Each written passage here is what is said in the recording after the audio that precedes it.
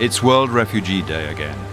A day, one day we hope of not forgetting. And then it will be tomorrow. And we can go back to forgetting again, to looking away, to letting it pass. Forgetting the numbers of suicides among young refugees, perhaps. Forgetting more tragedy at sea. Forgetting refugees and migrants dying without dignity. Children denied their family. Of course, there is much work to be done. Would a day anyway ever be enough? In 1959, they set aside a whole year to close the last of Europe's post-war refugee camps and to find solutions for the remainder of that generation of the displaced. And they did it. They got there, even as new challenges broached the horizon.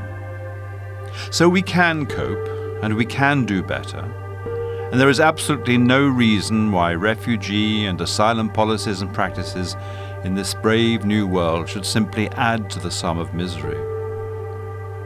It's not that we shouldn't talk about people moving and the impact they have on us and our lives, but all too often our picture of those who must flee the intolerable is incomplete or distorted. What is it, after all, about the movement of people that attracts the extremist, the worst of the functionaries, the worst of the politicians, the worst of the media? Is it the ebb and flow of those on the move and the apparent unpredictability of displacement? Is it knowing that this has always been with us and that simple solutions just do not exist for what is quite definitely not a simple issue? Or is it opportunism, perhaps, together with the simple inability to take up challenging issues and a lack of empathy or imagination that generates the tough response, which works itself out then in negative indifference and in the positive abuse of those displaced, in breaking up families just as the slavers did?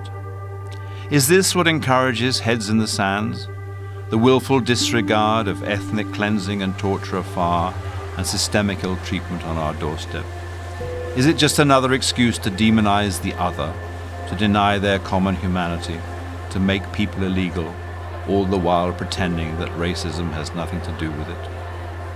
And if they would do it to them, what guarantees they won't do it to us?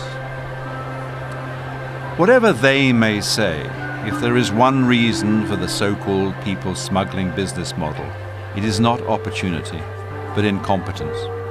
Government incompetence, and its unwillingness to square the migration circle and, equally and equitably with others, to bring humane and principled order to the plight of those in search of refuge and livelihood. The fact is, yes, it is a fact, not wishful thinking. The fact is that as nations and communities we can do better, and we have done better. The numbers are not overwhelming. The ways of responding do not require arbitrary detention or destitution by design, or denial of medical attention, or the willful destruction of childhood, of lives and opportunities, and nor do the challenges allow us to wash our hands of the fate of others thereafter. What is required first off is working together, not just states and governments, but communities and civil society. And working together requires listening, understanding, and often a compromise or two. It's a process which, taken up in good faith, can lead to results in the common interest.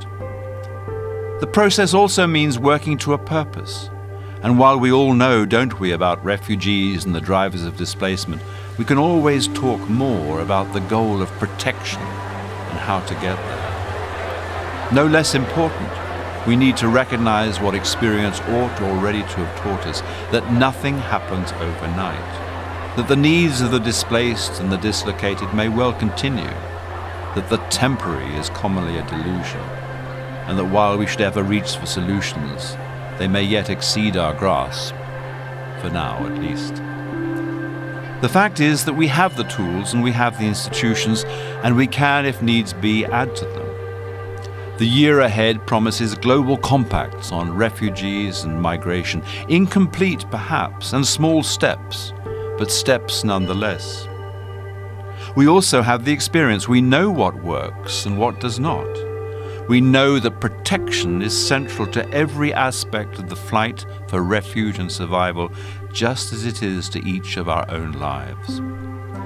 We know also to take a stand against those who peddle panic and resentment for their own ends, the architects of the deliberate and intentional infliction of harm, the apologists for security extremism, who would have us believe it is all necessary. It isn't. But what is necessary isn't accounting. World Refugee Day comes around each year.